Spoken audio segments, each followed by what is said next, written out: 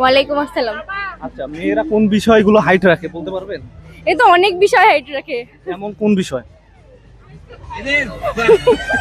কখনো চাঁদকে দেখেছো আয়নায়? চাঁদকে আয়নায়? হ্যাঁ দেখেছি। কিভাবে দেখলা? চাঁদের সামনে আয়না নিয়ে গিয়ে। তাহলে হইলো?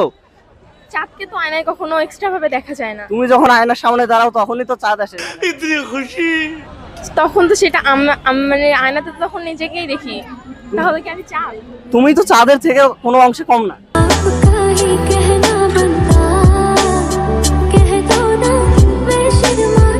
কি জানো? মানে চিড়িয়াখানায় ডুবছিলা, হ্যাঁ ডুবে কি দেখলা? অনেক কিছু দেখলাম। এমন কি দেখলা? যেমন বাঘ। অ্যাকচুয়ালি ভাইয়া কোন জায়গায় সাদা জাদু করা হয় বলতে পারবা? হ্যাঁ, সেটা হচ্ছে যে পার্লারে, বিউটি পার্লারে।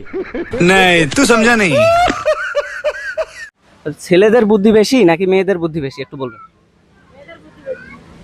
ছেলে মেয়েদের দুজনকার তো বুদ্ধি বেশি।